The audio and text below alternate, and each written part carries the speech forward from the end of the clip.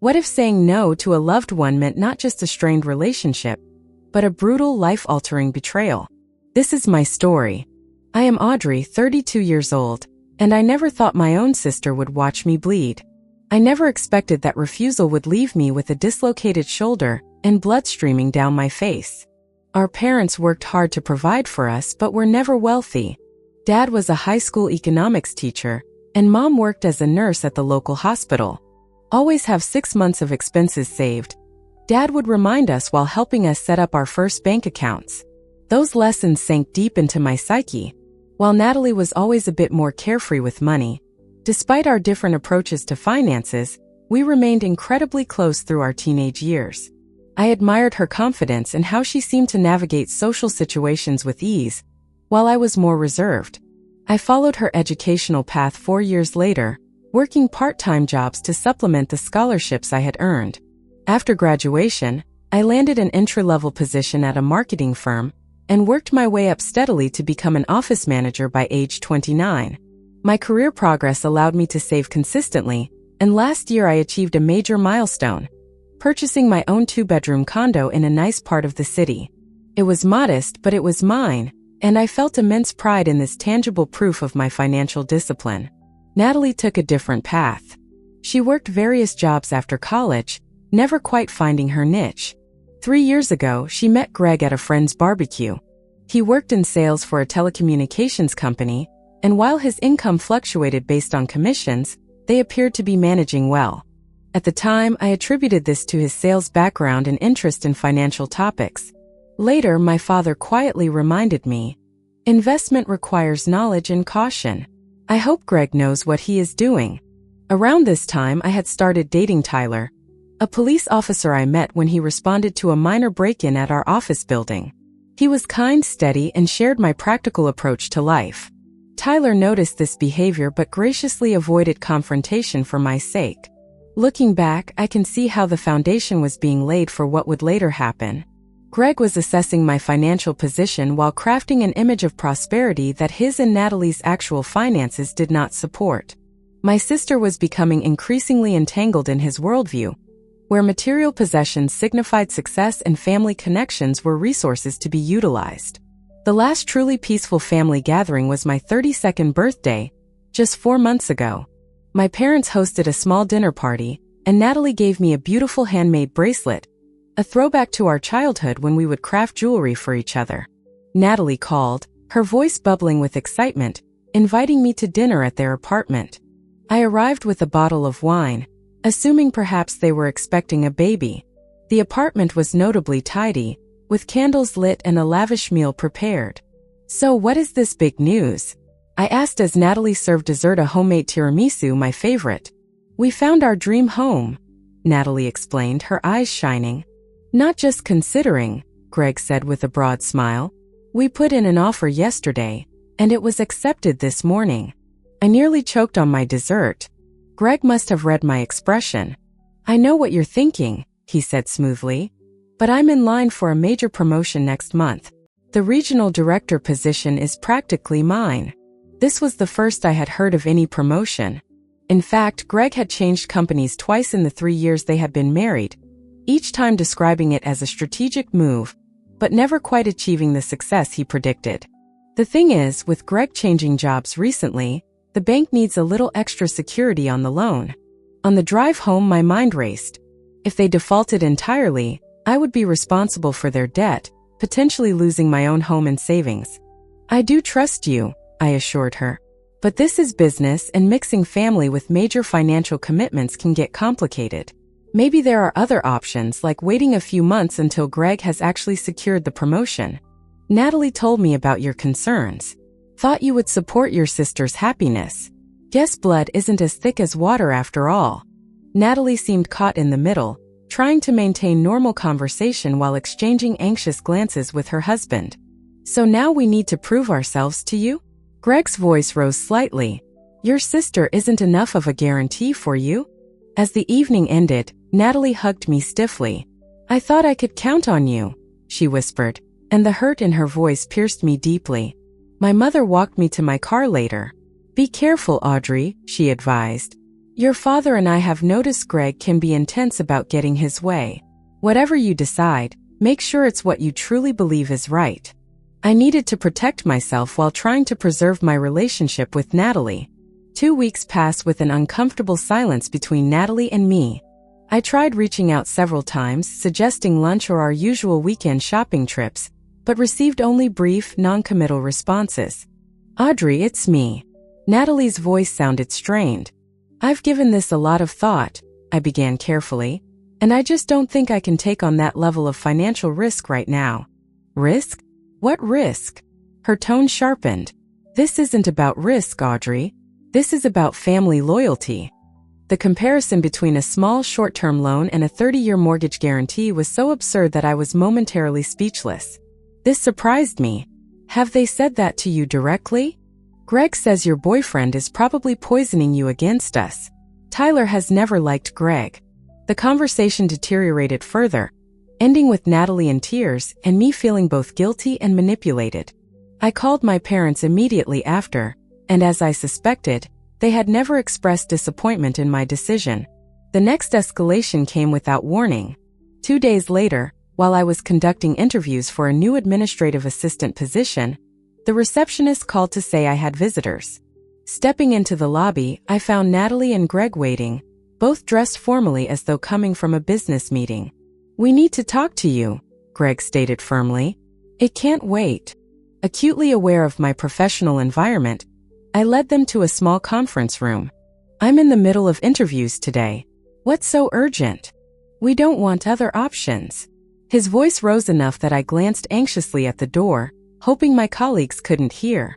This is the house we want, the neighborhood we need to be in for our future kids. Are you really going to deny your future nieces and nephews a safe place to grow up? When she finally spoke, her words shocked me. If you can't do this one thing for me, Audrey, then maybe we need to reevaluate our relationship. Sisters are supposed to be there for each other. No matter what. Protects you, you mean? Greg sneered. Always looking out for yourself first, right? This is getting out of hand, he said, concern evident in his voice. They are using emotional blackmail to pressure you into a legally binding financial commitment. Have you considered talking to a lawyer about this? A lawyer? They're family, not criminals, I protested. Audrey, financial coercion is a real thing, and Greg's behavior is raising serious concerns. Just be careful, okay? And maybe document these interactions going forward. During dessert, Natalie deliberately brought up the house. We might lose our dream home because some people don't understand family commitment, she announced, staring pointedly at me. My father frowned. Natalie, we agreed not to discuss this tonight. Why not? It's all that matters right now, she insisted. Audrey is being selfish, and everyone is tiptoeing around it. Financial decisions are personal, my mother interjected gently. Your sister has the right to make her own choices about legal commitments. So you're taking her side, too? Natalie's voice cracked with emotion. Greg put his arm around Natalie. Come on, babe. It's clear where everyone stands. Your sister has her precious financial security, and we lose our future. But hey, at least she doesn't have to risk anything for family. The evening ended on that bitter note, with Natalie and Greg leaving abruptly. The following week, I began receiving strange calls about credit checks I hadn't authorized. My anxiety built to the point where I was having trouble sleeping. Tyler noticed the toll it was taking and suggested I take additional security measures, including changing all my passwords and setting up fraud alerts. This isn't a normal family disagreement anymore, he warned. Greg is showing signs of financial desperation, which can be dangerous. Seeking clarity, I scheduled another appointment with my financial advisor. Linda had access to industry databases and, with my permission, conducted a deeper investigation. Audrey, there are some serious red flags here, she said gravely during our meeting. This information stunned me. Was this why they were so desperate for my guarantee? I truly believed that by offering solutions rather than just rejection, I could preserve my relationship with my sister while protecting myself financially. It was an approach born of hope and familial love, but it severely underestimated the desperation driving Greg's behavior and the extent to which Natalie had surrendered her independent judgment to her husband. It was a quiet Thursday evening when everything exploded. I had just finished preparing the information packet for Natalie and Greg, organizing it in a professional folder with tab sections and highlighted options. The material included alternatives to having a guarantor, such as first-time home buyer programs, listings for more affordable homes in safe neighborhoods, and contact information for mortgage brokers who specialized in challenging financial situations. I felt good about this approach. Instead of just saying no, I was offering constructive alternatives. I had even ordered delivery from Natalie's favorite Thai restaurant as I worked, thinking comfort food might help me relax after weeks of tension. Through the peephole, I saw Greg's distorted face, his expression contorted with anger. My heart raced as I considered my options. It's pretty late. Can this wait until tomorrow? I actually have some information I was going to bring over to you guys this weekend. Tomorrow? Greg laughed bitterly. There is no tomorrow. The bank called. We lost the house because you were too selfish to help us. I stumbled backward as Greg pushed his way into my apartment, Natalie following behind him, looking pale but resolute. Greg, you need to leave right now, I said, trying to keep my voice steady while reaching for my phone. I didn't do anything to you, I protested, backing away. I just couldn't take on the financial risk of being your guarantor. But I've been researching alternatives that might work better for your situation. I gestured toward the folder on my dining table. Greg followed my gaze, strode over, and flipped through its contents. Cheaper houses? First-time buyer programs. His voice dripped with contempt. You think we want your charity? Your condescending little solutions. He grabbed the folder and threw it against the wall, papers scattering across my living room floor. His face was inches from mine now, spittle flying as he shouted. I could smell alcohol on his breath. Afford. Greg's laugh was ugly. You think you know everything about our finances, about what we can afford. Actually, I do know some things, I said, my fear beginning to transform into anger. I know about the maxed-out credit cards, Greg, and the personal loan and collections, and your previous mortgage default. The color drained from his face. You had no right to look into my financial history. I had every right when you were asking me to guarantee hundreds of thousands of dollars, I countered. And before I could react, his hand shot out, shoving me hard against the wall. The back of my head hit with a sickening thud, momentarily disorienting me. Greg! Natalie gasped but made no move to intervene. I tried to push away from the wall, but Greg grabbed my shoulders and slammed me back again. Pain exploded through my right shoulder as something gave way with an audible pop. I screamed in agony, which seemed to only further enrage him. What happened next was a blur of motion and pain. I tasted blood as my lips split open. Another blow caught my cheekbone and I felt something crunch. Warm liquid began flowing down my face as I collapsed to the floor, my dislocated shoulder sending waves of agony through my body. Through tear-blurred vision, I saw Natalie standing frozen, her hands covering her mouth, watching as her husband assaulted her sister.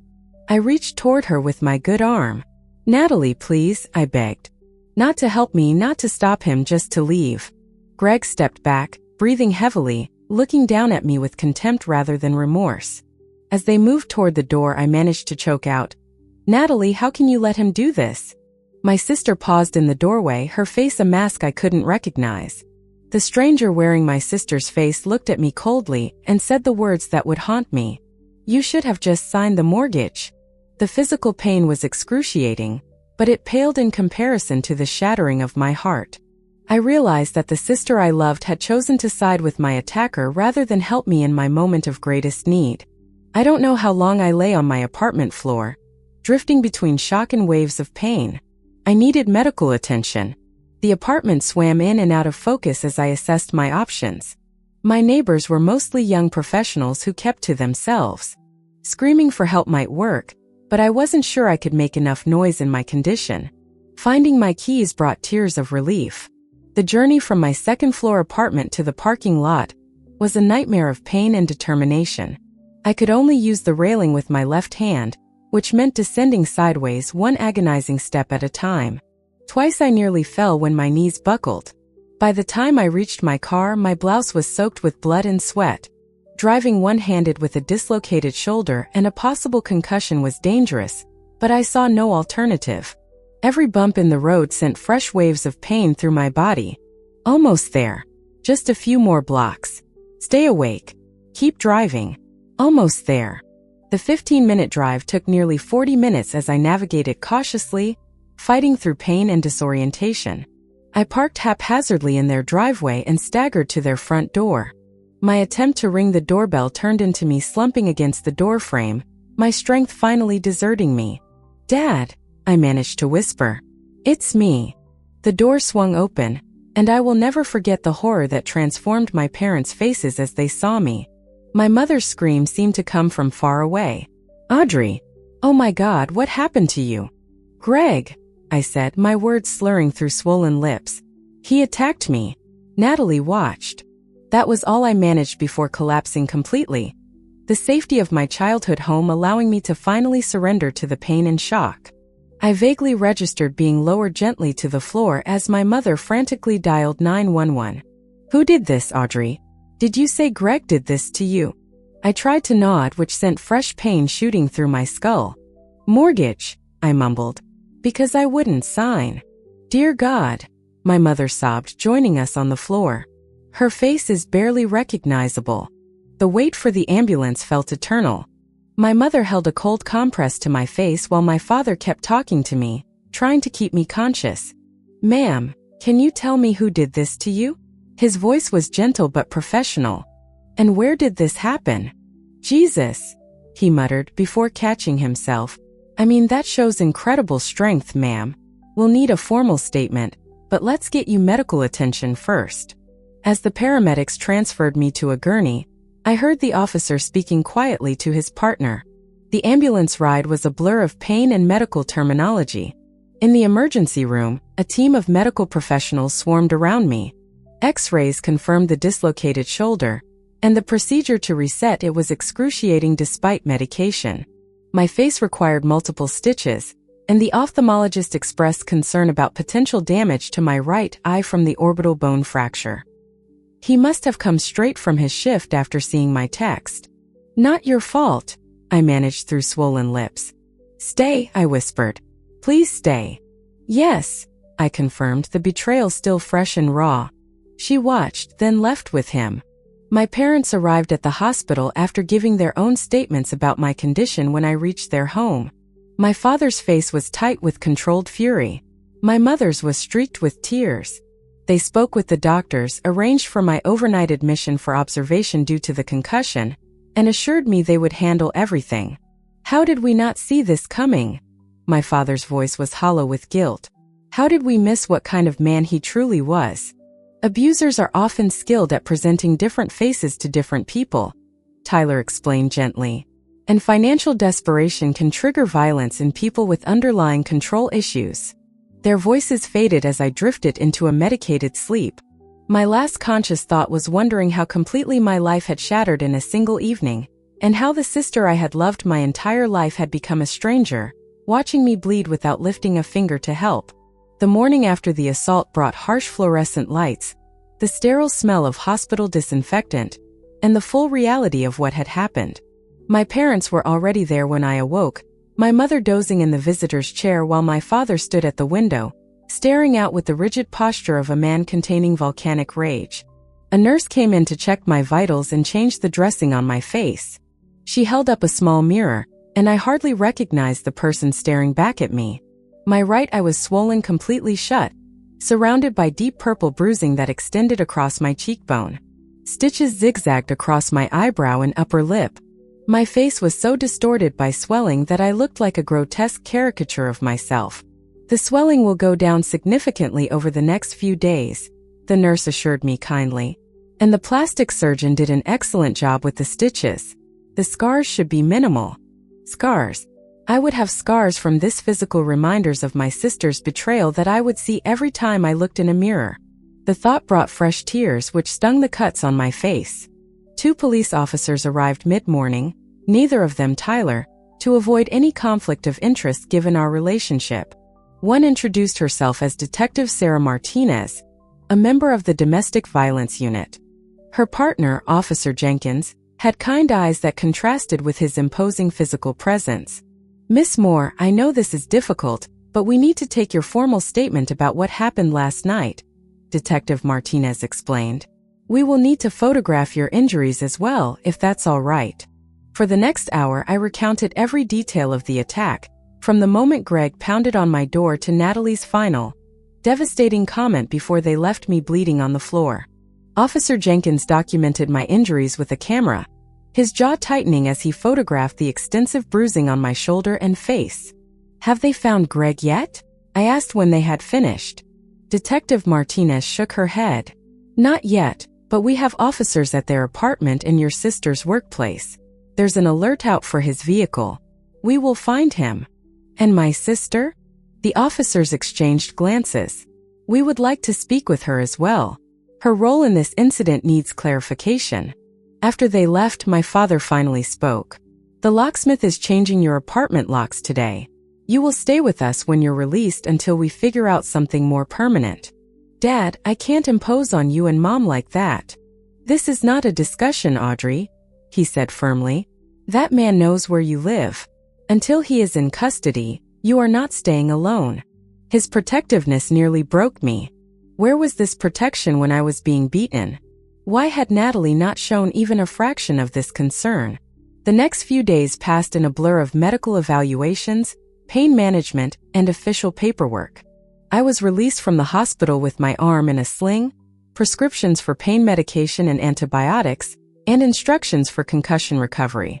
The prosecutor's office contacted me about pressing charges, making it clear that given the severity of the assault, they would proceed whether I wanted to or not. This level of violence cannot go unanswered, the assistant district attorney explained during her hospital visit. The state has an interest in prosecuting violent offenders, regardless of family connections. On my third day home at my parents' house, the police finally apprehended Greg at a motel 30 miles outside of town. Natalie was with him. The news brought conflicting emotions, relief that he was in custody, but fresh pain at the confirmation that my sister had chosen to flee with my attacker rather than check if I was even alive. The preliminary hearing was scheduled for the following week. In the meantime, I filed for a restraining order against both Greg and, with tremendous heartache, Natalie. The court granted it immediately, based on the police report and medical documentation. My colleagues at work were incredibly supportive, arranging for me to work remotely during my recovery. Friends I hadn't spoken to in months rallied around me, dropping off meals and offering rides to medical appointments. Tyler spent every free moment by my side, his steady presence a balm to my shattered sense of security. The night before the preliminary hearing, my mother received a call from Natalie. She put it on speakerphone so my father and I could hear. Mom, this has all gone too far. Natalie's voice sounded thin and desperate. Greg made a mistake, but Audrey is blowing this out of proportion. She needs to drop these charges. My father made a strangled sound of disbelief. My mother's voice was ice cold when she responded. A mistake? Your husband broke into your sister's home and beat her so severely she needed to be hospitalized. She drove herself to our house with a concussion and a dislocated shoulder because you left her bleeding on the floor. You don't understand, Natalie pleaded. Greg has lost his job over this. We could lose everything. And Audrey could have lost her life, my father erupted. Have you seen what he did to her face? To her body? Your sister may have permanent damage to her eye socket. I know it looks bad, Natalie admitted. But if she drops the charges, Greg will get anger management counseling. We can all move past this as a family. The casual dismissal of such violence left me speechless. My mother, however, found her voice. Natalie, listen to me carefully. Your husband committed a serious crime. He belongs in jail. If you continue to support him after what he did, you are no daughter of mine. The silence that followed was deafening. When Natalie finally spoke, her voice was cold. I see who you've chosen. Don't expect to hear from us again unless Audrey comes to her senses. The line went dead, leaving us sitting in stunned silence. My mother's hand shook as she placed the phone down. My father wrapped his arm around her shoulders as she began to sob. How did we raise a daughter who could be so cruel? She whispered. Where did we go wrong with her? This is not your fault, I said, reaching for her hand across the table. Greg has been manipulating her for years. We just didn't see it clearly until now. The preliminary hearing the next day was my first time seeing Greg and Natalie since the attack. Entering the courtroom with Tyler and my parents flanking me protectively, I felt physically ill at the sight of them. Greg sat beside his attorney in a suit that seemed deliberately too large, perhaps to make him appear smaller and less threatening. Natalie sat directly behind him, her face a mask of resentment. When the bailiff read the charges, the gravity of the situation seemed to finally register on Greg's face. Aggravated assault, breaking and entering, criminal threatening, and attempted coercion. His attorney entered a not guilty plea, requesting bail despite the prosecutor's argument that Greg posed a flight risk and a danger to the community. The judge set bail at $100,000 with strict conditions, including GPS monitoring and explicit orders to have no contact with me or my family. As Greg was led away to process the bail requirements, Natalie caught my eye across the courtroom. There was no remorse in her gaze, only cold accusation, as though I were the one who had destroyed the family.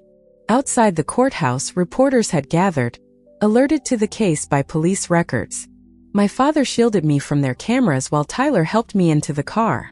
The local news that evening featured my bruised face as evidence of the violence that had erupted over what they called a family financial dispute. Over the following weeks, as my physical injuries began to heal, the emotional trauma intensified. I started seeing a therapist who specialized in both physical trauma and family betrayal. She diagnosed me with post-traumatic stress disorder, explaining that the betrayal by my sister had compounded the trauma of the physical attack. When someone we trust implicitly harms us or allows harm to come to us, it damages our fundamental ability to feel safe in the world, she explained. The recovery process involves not just healing from the event itself, but rebuilding your sense of safety and trust. Greg's attorney approached my lawyer with a plea offer. Greg would plead guilty to a lesser charge of simple assault if I agreed to make no victim impact statement. I refused immediately. The full truth needed to be on record, not just for my own healing, but to ensure that Greg faced appropriate consequences for his actions. As the trial date approached, the pressure from Natalie intensified. She sent letters to our parents, claiming I was destroying their family over one bad moment. She attempted to contact my friends, painting me as vindictive and exaggerating my injuries. When these efforts failed, she showed up at my parents' house late one night, hysterical and demanding to see me. My father called the police, reporting her for violating the restraining order. When the officers arrived, they found Natalie pounding on the door, screaming that I had ruined her life. Her arrest for violating the protective order was the final fracture in our already splintered family. The trial itself was mercifully brief. The evidence was overwhelming. My medical records, photographs of my injuries, my testimony, and most damning of all, security footage from my apartment building's hallway showing Greg breaking in and Natalie following him without coercion. The prosecutor also presented evidence of Greg's financial deception, including documentation of the hidden debt and previous mortgage default that had triggered his desperate attempt to secure my guarantee. When it was my turn to testify, I looked directly at Greg as I described the attack in detail. Then I turned to where Natalie sat and recounted her final words to me as I lay bleeding. "You should have just signed the mortgage." The courtroom fell silent at this revelation of callousness. Greg's attorney attempted to paint the incident as a momentary loss of control by an otherwise upstanding citizen under financial stress. The strategy failed spectacularly when the prosecution presented evidence of Greg's previous anger incidents that had never been reported to police. The jury deliberated for less than 3 hours before returning a guilty verdict on all counts. At the sentencing hearing 2 weeks later, the judge did not mince words. "Mr. Walsh, you committed a brutal assault against a family member who simply refused to put herself in financial jeopardy for your benefit. You have shown no genuine remorse, and the court is particularly disturbed by your attempt to minimize your actions. The court sentences you to 8 years in state prison." As Greg was led away in handcuffs, Natalie's anguished cry echoed through the courtroom, not for me, her sister who still carried the scars of her husband's violence, but for the man who had inflicted those scars. In that moment, I accepted what I had been fighting to deny. The sister I had loved was gone, replaced by someone I no longer knew or wanted in my life. Outside the courthouse, surrounded by my parents, Tyler, and friends who had supported me throughout the ordeal, I faced the reporters' cameras with my head held high, my scars visibly a testament to both violence endured and justice achieved. The years that followed were a journey not of forgetting, but of rebuilding. Greg served his time, and Natalie, after a long and painful period of self-reflection and therapy, slowly began to find her way back. It wasn't a movie-like reconciliation with tears and a dramatic embrace. It was quiet, tentative, and built on the fragile foundation of her consistent actions. She got a new job, managed her own finances, and respected the boundaries I had set. Our relationship is different now, more honest and less assumed. We are sisters who survived a storm, learning to navigate the calm that follows. As for me, I found a deeper purpose. My financial workshops for women grew into a nonprofit organization, empowering countless others to find security and independence. Tyler and I built a life together, a home founded on mutual respect, trust, and the quiet strength of a love that had been tested by fire. Our wedding was on a warm summer afternoon, small and intimate, filled with the faces of the people who had become my true family. My parents walked me down the aisle, their faces beaming with a pride that healed old wounds. Natalie was there, sitting quietly in the back, her presence a silent acknowledgement of the long road we had both traveled. I no longer look in the mirror and see a victim. I see a survivor, a teacher, a wife, and a woman who learned the hardest way that true strength isn't about avoiding the fall, but about the courage to rise, rebuild, and redefine what family truly means. My story had a brutal beginning, but I chose to write a beautiful ending. You can too. Thank you for listening to my journey. If this story resonated with you, please hit that subscribe button and share it with someone who might need to hear it. And in the comments below, tell me, what does true family mean to you? Remember, your story matters.